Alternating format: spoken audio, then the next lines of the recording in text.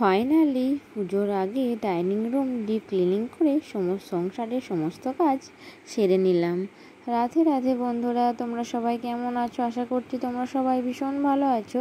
আমরাও কিন্তু বেশ ভালো আছি। আজ হচ্ছে শুক্রবার, তোমাদের সবাইকে সাথে নিয়ে আজকের ব্লগটা শুরু করলাম। সাথে থেকেও আশা করছি আজকের ব্লগটাও তোমাদের বেশ ভালো লাগবে। তো সকালবেলায় দেখো, খুব সকাল সকাল না ব্লগটা আরম্ভ করিনি। তো তখন ঘড়িতে বাজবে ওই 9টার মতো। ছেলেকে ঘুম পাড়িয়ে দিয়ে তারপর এই যে ব্লগটা শুরু করেছি। তো প্রথমে কি বলতো, আজকে ডাইনিং রুমটা ঝেড়ে নিচ্ছি। তো পুজোর কাজ তো বেশ কদিন আগে থেকেই আরম্ভ করে দিয়েছি, যেহেতু আমাদের অনেকগুলো রুম আর মাটির বাড়ি পাকা বাড়ি সবই তো বাগাতে হয়। তো সেই জন্যই পুজোর অনেক আগে থেকেই এই ঝাড়াঝুড়ি বাগানোর কাজটা আরম্ভ করে দিয়েছি। প্রতিদিনই একটা একটা রুম ঝেড়ে নিচ্ছি, নাহলে তো পুজোর আগে শেষ করতে পারবো না। তো তারপর পুজোর আগে তো ওই নাড়ু মুরগি চাল ভাজা এসব বানানো আছে। তো সেই জন্যই আর কি একে একে পুজোর কাজ শুরু করে দিয়েছি। তো ছেলেকে সকালবেলায় খাইয়ে ঘুম পাড়িয়ে দিয়েছি। তারপর এই যে দেখো, ডাইনিং রুমটা ভালো করে ঝেড়ে নিচ্ছি। আর কি বলো তো, ডাইনিং রুমের তো 3 দিকে লাইট আছে, আর এই লাইটের কাছে না প্রচণ্ড যে পোকামাকড়গুলো আছে আর মাকড় সাথে ঝুল করে দিয়েছি, এমনকি ওয়ালগুলো পর্যন্ত খুব ধুলো হয়ে গেছে। আর কি জানো তো বন্ধুরা, আমি না সপ্তাহে একবার করে অন্তত এগুলো ঝাড়াঝুড়ি করি, কিন্তু এই কদিন না এই যে ডিপ ক্লিনিং করবো বলে একদম ঝাড়াঝুড়ি কাজটা করিনি। তো সেই জন্য একটু বেশি নোংরা হয়ে গিয়েছিল ডাইনিংটা আর এমনি সব রুমগুলো। তো ভাবছিলাম যে আবার তো 2 দিন বাদে ঝাড়াঝুড়ির কাজ করব, তাহলে এখন থাক একবারই ঝেড়ে নেব। তো চারিদিকটা ভালো করে ঝুলগুলো ঝেড়ে নিয়ে আর ওয়ালগুলো পর্যন্ত ভালো করে ঝেড়ে নিয়েছি।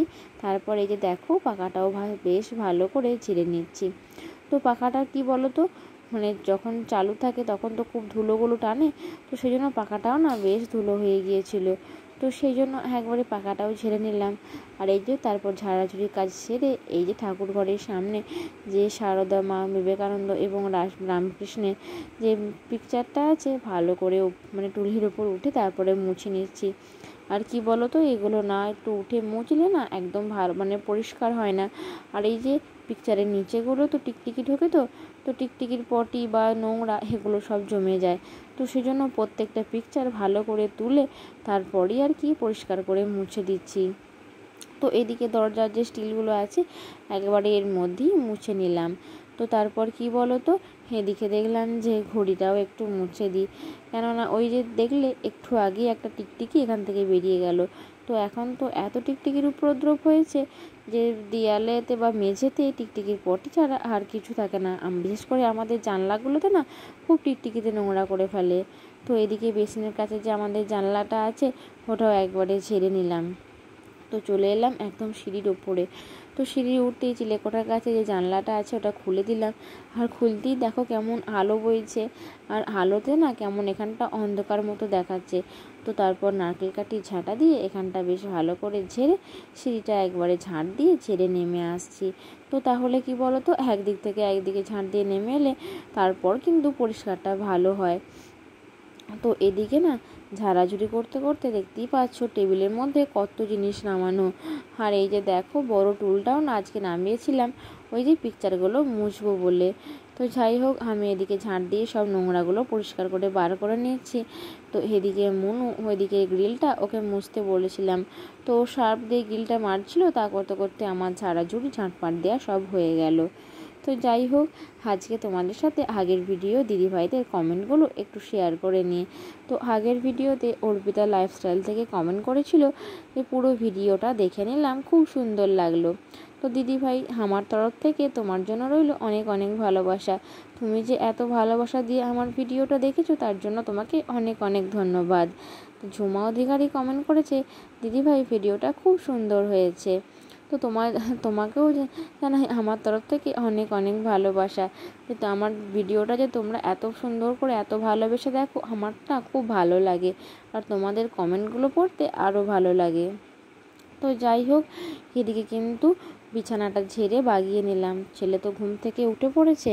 আর কি বলো তো, ছেলে ঘুম থেকে উঠে পড়ার পর সকালে তো একবার বিছানাটা বাগাতেই হয়, আর এই যে একবার বিছানাটা বাগাতে হয়, মানে ছেলেকে ঘুম থেকে উঠে পড়ার পর আবার যে বিছানাটা হয় না, সেটা বাগিয়ে নিয়ে তারপর এই যে রুমটা, রান্নাঘর এগুলো সব মুছে নিচ্ছি। তারপর কি বলো তো, এগুলো না মুছলে না এখানে বড় মা রান্না করে রাখতে পারবে না। আর আমাদের রান্নাঘরে তো রান্নাটা রাখা হয়, এখানে তো রান্না করা হয় না। তো সেই জন্যই আর কি এগুলো আগে মোছামুছির কাজটা করে সেরে দিচ্ছি। আর এখন তো বেশ বেলা হয়ে গেছে, তো ওই বাজবে 10টার মতো। তো এদিকে বড় মা দেখো তাল মারতে লেগে পড়েছে। তো আজকে না সকালের দিকে তালের ফুরুলি আর লুচি হয়েছিল। তো কাকু এক জায়গায় যাবে, সেখানে এই তালের খাবারগুলো নিয়ে যাবে। তো সেই জন্যই আর কি সকালের দিকেই বানানো হচ্ছিল। তো বড় মা এখন কড়াইয়ের মধ্যে দেখতেই পাচ্ছ ফুরুলি ছাঁকতে দিয়ে দিয়েছে। হ্যাঁ, কড়া তেলের মধ্যে এই যে ফুরুলি হচ্ছে। তো প্রথমে ফুরুলিগুলো ছেঁকে নিয়েছে, তারপরই আর কি লুচিটা হবে। তো এদিকে বললাম না যে এক জায়গায় নিয়ে যাবে কাকু, তো আমাদের বাড়িতেও তো কিছু খাওয়া হবে, তো সেই জন্যই আর কি বেশি করেই বানাচ্ছিল। তো দেখো কি সুন্দর বড় বড় ফুরুলিগুলো ছাঁকছিল। জানো তো বন্ধুরা, আমি কিন্তু না এই ফুরুলি কোনো দিনও ছাঁকিনি।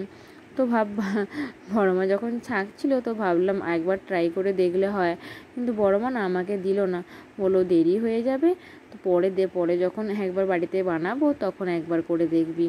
তো সব জিনিসটা কিন্তু শিখে রাখা ভালো, তো কখন কোনটা কাজে লাগে বলা যায় না। তো যাই হোক, এদিকে কড়াইয়ের মধ্যে কিন্তু গরম গরম ফুরুলি ভাজা হয়ে যাচ্ছে। আর জানো তো আমি না ফুরুলি খেতে খুব ভালোবাসি। তো বড় মা যখন ফুরুলিটা বানাচ্ছিল তো মনে হয়েছিল কখন হবে আর আমি খাবো। আর সত্যি সত্যি বড় মার বানানো হয়ে যাওয়ার পরই না আমি গরম গরম দুটো মুখে পুড়ে নিয়েছিলাম। আর কি বলো তো, এইসব জিনিস না একবারে বসে খেতে আমার ভালো লাগে না। তো মনে হয় কাজ করতে করতেই একটা দুটো নিয়ে মুখে পুড়ে নেব আর খেতে খেতেই কাজ করব। তো যাই হোক, বড় মা না যখনই কিছু এসব বানায় না তখন আমাকে ডেকে আমাকে দেয়। মানে কি বলো তো, যে খাবার বানায় তার না নিজে খাওয়ার থেকে অন্যদের খাওয়াতেই বেশি ভালো লাগে। কেন বলছি, আমি যখন যে কোনো খাবার বানাই তখন দেখেছি যে নিজে খাওয়ার থেকে সবাইকে খাইয়ে অনেকটা তৃপ্তি মেলে। মানে নিজের হোক আর নাই হোক, মনে হয় যেন সবাই খাক। তো এদিকে দেখো বড় মা কিন্তু খাবারগুলো এই যে পুড়তে লেগে পড়েছে, আর আমি এদিকে ওই যে বললাম গরম গরম ফুরুলি মুখে দিয়ে এখানে চলে এসেছিলাম গরুকে খাবার দিতে। তো দেখতেই পাচ্ছ আমাদের গরুগুলো কিছু নিচে নামানো আছে আর কিছু চালায় তোলা আছে। তো খাবার ওই গুটি ভুসি আটা এগুলো সব রেডি করে নিয়ে চলে এসেছি গোয়ালেতে। আর এই যে খড় দিয়ে আগেই ঠিক করে রেখে গিয়েছিলাম সকালের দিকে, তো এখন শুধু খাবারটা দিয়ে দিচ্ছি। আর কি বলো তো, বেশ রোদ উঠে গেছে, তো রোদে তো গরুগুলো কষ্ট পাবে। তো সেই জন্যই আর কি গোয়ালের কাজটা আগে সেরে নিয়ে তারপর আর কি আবার বাড়িতে গিয়ে কাজ হবে। তো মা আর আমি দুজনেই আসি গোয়ালে কাজ করতে। তো একা পারি না, কেননা অনেকগুলো গরু তো। তো যাই হোক, গোয়ালে গরুকে খেতে দিয়ে এসেছি, মা সব বেঁধে দেবে। আমি এদিকে আমাদের খাবার তোড়জোড় করছি। তো আজকে জলখাবারে জানো তো, এই যে ছাতু নিলাম আর এই যে তেল লঙ্কা নিয়ে নিয়েছি, আর এর মধ্যে নুন দিয়ে পেঁয়াজ দিয়ে ভালো করে মেখে নেব। আর এই যে এদিকে বড় বাটিটার মধ্যে চপ নিয়ে নিয়েছি। তো মা না সকালেই ওই যখন বড় মা ফুরুলি থাকছিলো তখন না গোটা কত চপ বানিয়ে নিয়েছে। তো এই চপ পেঁয়াজ দিয়ে মাখবো, আর এই ছাতু মাখা পেঁয়াজ দিয়ে মেখে কালকে রাতে ভিজে ভাত ছিল, মানে জলে ছাকা ভাত ছিল। তো আমরা তিনজনে না এটা জল ছাকা ভাতই খাবো আর কি। তো সেই জন্য আর কি ছাতুটা মেখে নিচ্ছি দেখো জল দিয়ে, আর ওদিকে চপটাও মেখে নিয়েছি। তো অনেক দিন বাদই এটা খেলাম, বেশ ভালো লাগলো। তো রোজ রোজ মুড়ি খেতে ভালো লাগে না। তারপর এই যে ছাদে চলে এসেছি, এগুলো না সকালের দিকে মেলা হয়েছিল, সব শুকিয়ে গেছে।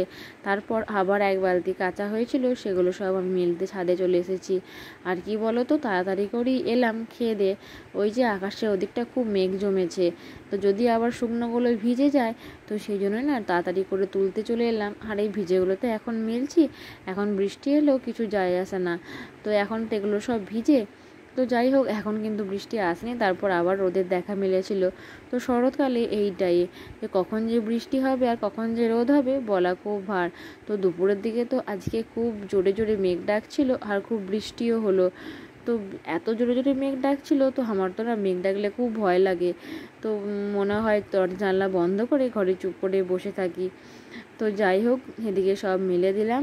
আর আজকে কি বলো তো, আজ তো 5ই সেপ্টেম্বর শিক্ষক দিবস ছিল। তো তো আমার মেয়ে না ওর টিউশন স্যারকে এই যে পেনের যে কাপটা আছে এটা গিফট দেবে, তো সেই জন্যে ওর বাবা নিয়ে এসেছিলো। আর ওর টিউশনের যে স্যার আমার মেয়েকে এই যে এই মিষ্টিগুলো দিয়েছিল আজকে। তো যাই হোক, আবার দুজনে কাজ আরম্ভ করে দিয়েছি, খাওয়া দাওয়া কমপ্লিট হয়ে গেছে, বাড়তি কাজও হয়ে গেছে, শুধু এই মোছামুছির কাজগুলো বাকি আছে। তো মনু এই যে দেয়ালের মধ্যে যে লাল লাল রং করা আছে ওগুলো মুছছিল, আর আমি টেবিলটা আর চেয়ারের নিচে যে স্টিলগুলো আছে ওগুলো একটু কেরোসিন তেল দিয়ে ভালো করে মাজছিলাম। আর জানো তো, একটু কেরোসিন তেল দিয়ে এগুলো মাজলে না খুব সুন্দর চকচক করে। আর যখনই আর কি ঝাড়াঝুড়ির কাজ করি প্রায় দিনই কী করি, এগুলো ধুলো বসতে দিই না, একটু করে কেরোসিন তেল দিয়ে ভালো করে টিপে টিপে মুছে দিই, তাহলে না বেশ ছেড়ে যায় আর চকচক করে। তো দেখতেই পাচ্ছ কেমন চকচক করছে স্টিলটা। আর এগুলো না খাঁজে খাঁজে একটু করে না মুছে দিলে একদমই হয় না।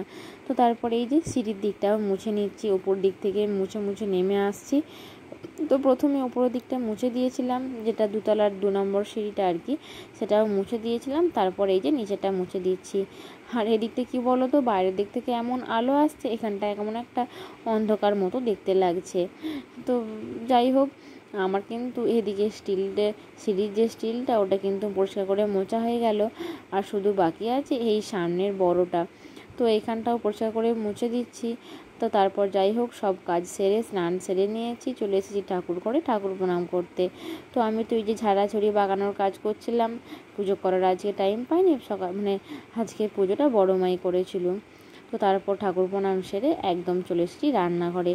তো বড় মায়ের দিকে আমাদের 3 জনের ভাত বেড়ে দিচ্ছিল। আজকে রান্না হয়েছিল এই যে লাউয়ের ডাল, শাক ভাজা, আর হুঁপো দিয়ে তিল দিয়ে ভাজা, আর ছিল চাটনি। তো যাই হোক, ভাত টাত খেয়ে ঘুমিয়ে উঠে পড়েছি বিকালবেলায় আবার এই যে দুজনে কাজে লেগে পড়েছি।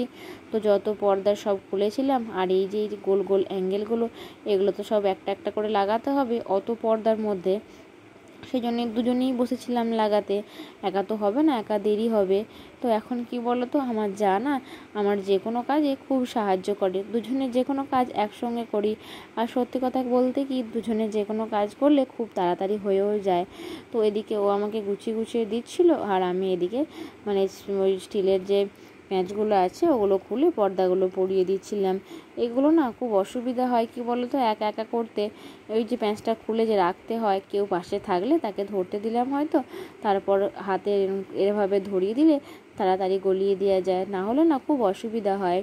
তো অন্যান্য বছর আমি একা একাই এই কাজগুলো করি, তো তখন না মনে হয় খুব সমস্যা হচ্ছিল আগের বছরে, কিন্তু এবছরে আমার যা কাছে থাকায় খুবই সুবিধা হলো।